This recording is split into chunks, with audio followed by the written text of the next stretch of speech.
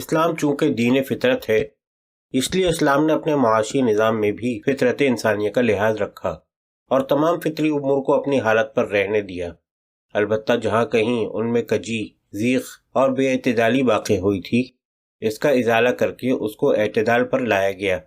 اس کے معاشی نظریے کے خلاف اکتنازیت اور اشتراکیت کے معاشی نظریات میں چونکہ بے اعتدالیت اور فطرت انسانی کے حدود سے انحراف موجود تھا، کیونکہ یہ دونوں نظریات جذباتی تھے اور جذباتی نظریات کے لیے فطرت کی حدود شکنی لازم ہے، اس لیے اسلام نے اپنا معاشی نظام ایسا معتدل اور موافق فطرت رکھا کہ اس میں انسان کے تمام طبقات کا معاشی تحفظ اور حقوق کی رعایت بھی موجود رہی، اور سرمایہ دارانہ نظام اور اشتراکی نظام کی تمام خامیاں بھی اس میں دور کی گئیں۔ اسلام نے اپنے معاشی نظام میں ان تمام دروازوں کو بند کیا جن سے عوام کی معاشی حالت متاثر ہوتی تھی اور جن سے سرمایہ دار غریب طبقے کا خون چوستے تھے، اور ان تمام امور کی بھی مخالفت کی گئی جن سے انسانی حریت، شرافت اور خود مختارانہ جوش عمل پر برا اثر پڑتا تھا۔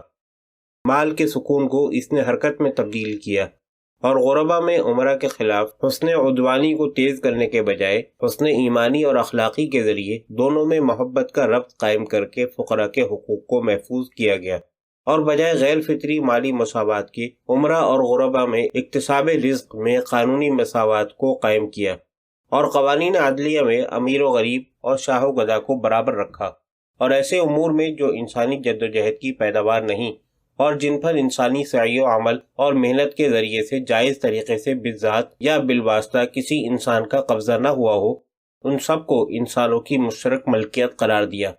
یہ وہ 10 اصول ہیں جن پر اسلام کے معتدل معاشی نظام کی عمارت قائم ہے۔ امور فطریہ انسانیہ کو اپنی حالت پر قائم رکھنا اور اشتراکی بے اعتدالی کی تردید۔ کمیونسٹ معاشی نظام میں غیر فطری مصنوعی مالی مساوات ہے اور سرمایہ دارانہ نظام میں غیر فطری تفاوت ہے۔ اسلام نے اعتدال قائم کیا اور دونوں کی تردید کی۔ مصنوعی مساوات کی تردید کی کہ وہ خلاف فطرت ہے۔ جب قدرت نے انسان میں دولت کی تخلیقی قوت میں فرق رکھا ہے، اس لیے سب انسانوں کی فکری اور دماغی قابلیت برابر نہیں اور نہ عملی قوت یکساں ہے، تو انہی 2 قوتوں کے فطری تفاوت کی وجہ سے انسانی طبقات میں مالی تفاوت کا رونما ہونا لازم ہے۔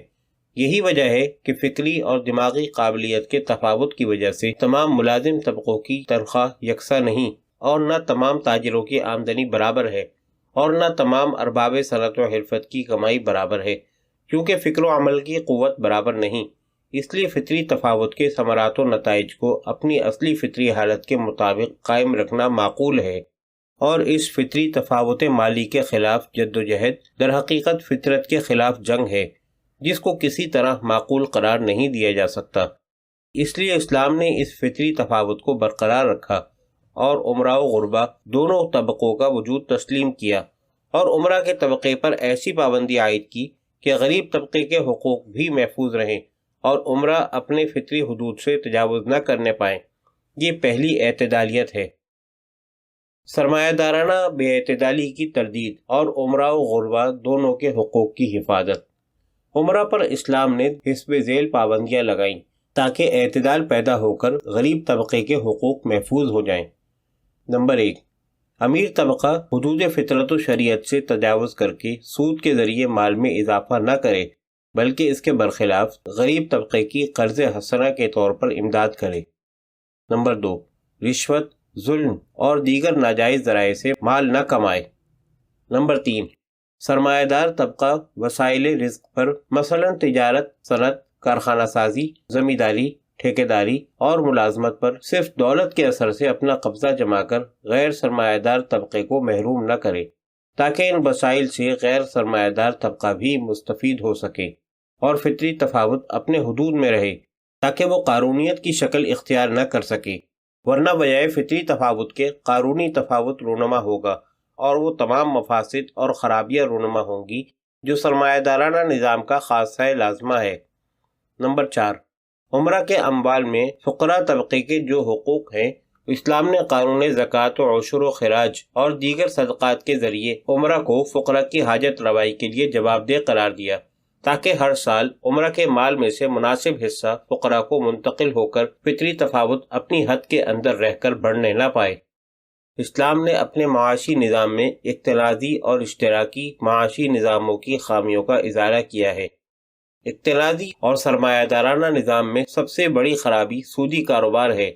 اسلام نے ہر قسم کے سود کو مفرد ہو یا مرکب حرام قرار دیا ہے اور صرف اصل قرضے کی وصولی کی اجازت دی ہے۔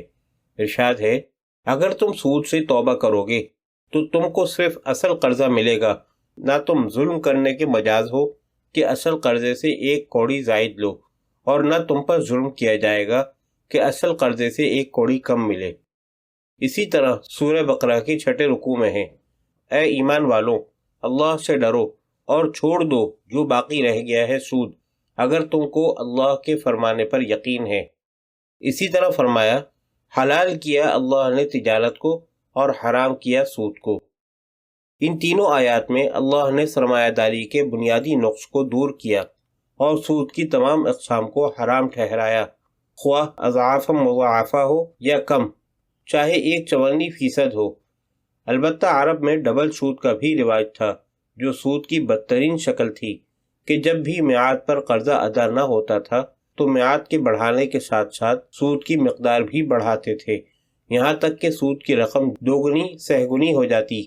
اس کو بھی قرآن نے خصوصی طور پر حرام کیا۔ وَلَا تَأْكُلُوا الرِّبَا أَضْعَافًا مُضَاعَفَةً میں یہی شکل سود کی مراد ہے۔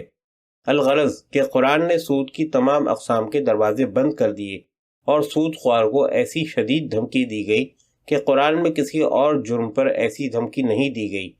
فرمایا، اگر سود نہیں چھوڑتے تو تیار ہو جاؤ اللہ اور رسول سے جنگ کرنے کے لیے۔ اگر سود سے توبہ کرو تو صرف قرض لینا ہوگا، نہ اس سے زیادہ، چاہے 1 پائی ہو۔ سورہ بقرہ رکوع نمبر 6۔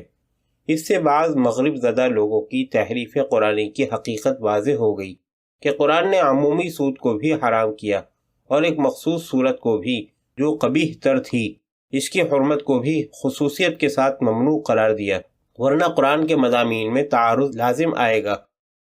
ایک آیت صرف اصل قرضے کی وصولی کے ساتھ جواز مخصوص کرتی ہے، اسی طرح وَذَرُوا مَا بَقِيَ مِنَ الرِّبَا والی آیت سود کا جو بھی باقی ماندہ مطالبہ ہو اس کو حرام قرار دیتی ہے۔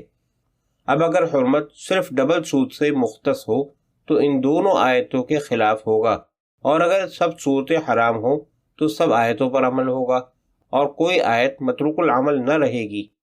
یہی معنی تقریباً 1400 سال سے ماہرین قرآن نے سمجھے۔